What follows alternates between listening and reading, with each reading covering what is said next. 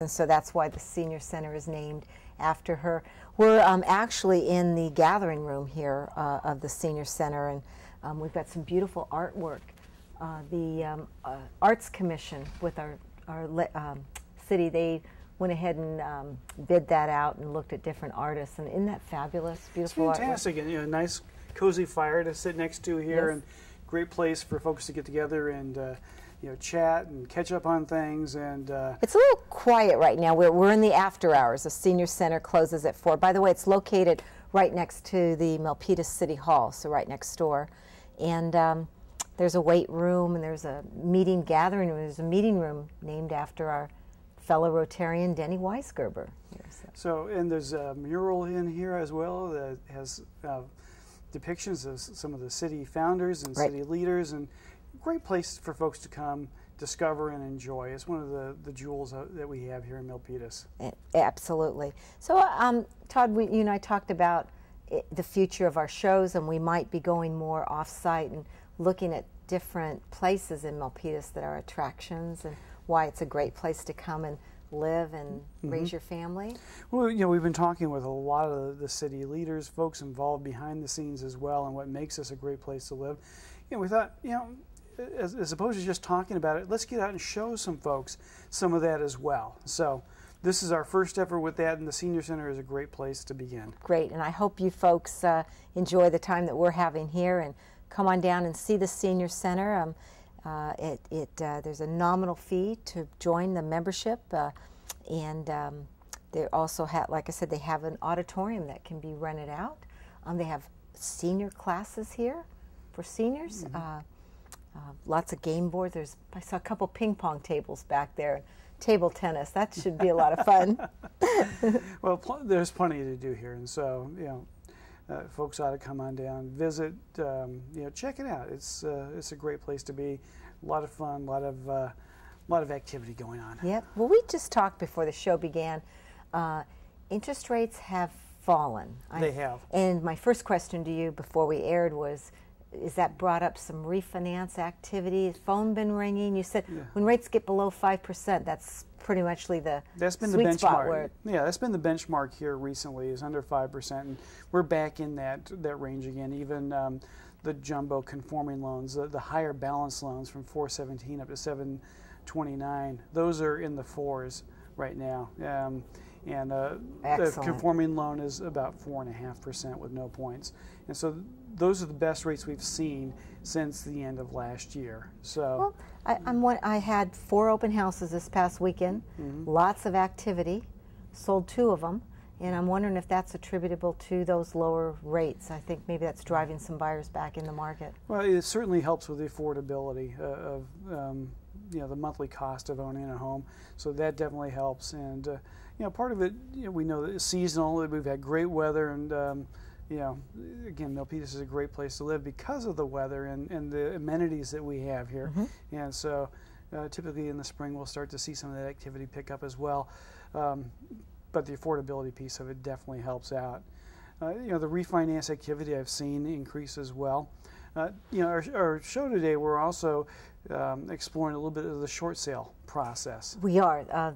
The folks can, as they watch the show, there's a 9 or 10 minute clip about that process, because I want to comment, there still are a lot of distressed properties out there, and that is affecting what I believe is the price point here in the market. Let me show you. I brought in the single family residence average sales price in March of 2010.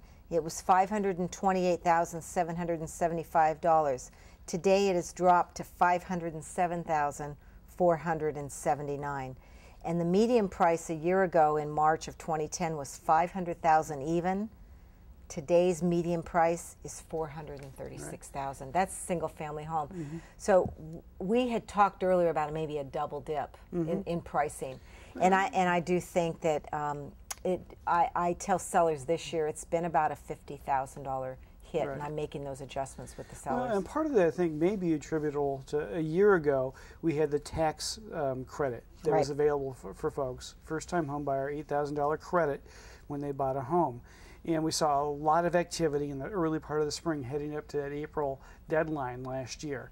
And so, you know, that may have shifted some of those purchases a little bit further, you know, into an urgency sort of state. So, you know, as that has happened and we've gotten past that, we've seen a little bit of a dip just because we haven't had that incentive there. Let me give you the other numbers that I have for single family. Today there's 85 pending, 76 active, and 111 closed in the last 6 months, and of those 70 are under 500,000.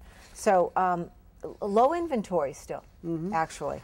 109 pending a year ago, 64 active, 124 closed in the last 6 months, and 63 were under 500,000.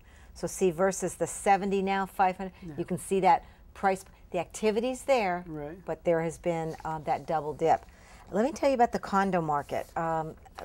A year ago, in March of 2010, the condo pricing was at $354,917 for an average price. Today it's $302,000. A year ago the median price was $375,000. You're not going to believe this. Today the median price is $226,000. Oh my goodness! Oh, my it's quite an adjustment. It's quite an adjustment. I mean, those numbers will fluctuate based. They're kind of skewed based on the number of sales within each certain price range. Right. But generally, you can see that they're, you know, that pricing is really depressed. I actually took a short sale listing for a condominium that I'm putting on tomorrow, and that is going to be priced at $325,000. They paid upwards over $500,000 for that property. So it's not good news for a condominium buyer. No, the condominium market has been hit particularly hard. Part of the, you know, we talked about financing, how it impacts the prices, and the guidelines have been really tightened on condominium borrowing. You know, the requirement for at least 25% equity. Wow. How about the complex? Do they look at how many owner-occupied units are in there? Well, it depends on if you're buying that property as an investment or as your home. If you're going to live there, that percentage doesn't matter. Right? But if it's going to be an investment property, it needs to be less than half of the units are investor properties. And that can be a challenge. It can be, and you know, I found that in refinancing with folks, if they're in complexes that have majority investors or rental units in it, it can be difficult for them to refinance. And also, you know, if you're getting financing, particularly if you're using a low down payment option like an FHA loan, the condominium has to have approval for FHA as well. How many complexes are approved for FHA? You know, off the top of my head, I don't know. It really is a case-by-case basis. So we have to, as we get the information about that property, do a verification that is eligible for FHA financing. So if you have somebody pre-approved for financing for FHA, which is probably I mean, that would be a nice way to finance a condominium for that first-time buyer going in. In fact, I'm assuming right now with the prices so low, it's cheaper to buy a condominium on an FHA than to go out and pay rent on an apartment. It is in many cases. You know, you can get in with as little as 3.5% down payment with an FHA loan. That would be good. Okay. But again, we have to really look closely at the specific property. And the FHA has got a few more hoops to jump through in terms of the type of appraisal that's done and the condition of the property. You know, it can't be a fixer-upper. If there are issues with the condition of the property, it may not be eligible for FHA financing. Right, that makes sense. Okay. Much more property dependent for that financing. Right. Wow. Well, I've actually enjoyed being here. This is a great way for us to sit and chat and just. We're just going to have to schedule a time to come by and have a cup of coffee together here. Yeah, wouldn't that be great? Or to have a ping pong game. I bet you're good. Well, you know, I used to be a YMCA director back in the day, so I played a lot of ping pong. Played a lot of ping pong.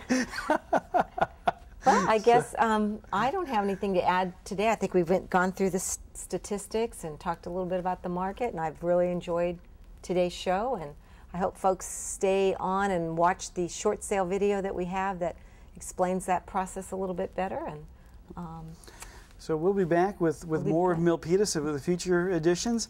Wait to see where we pop up next. Wait to see where we pop up next. So this is Debbie Giordano and Todd Flesner. And Todd, Give me your contact information. Email Todd, T-O-D-D, at sternmortgage.com, STERNMORTGAGE.com. And Debbie? And yes, and if you have a place that you'd like us to go visit and bring the camera, just give me an email, Giordano, Giordano, DJ @AOL.com. Thank you for watching Valley Homes on TV. We'll see you again.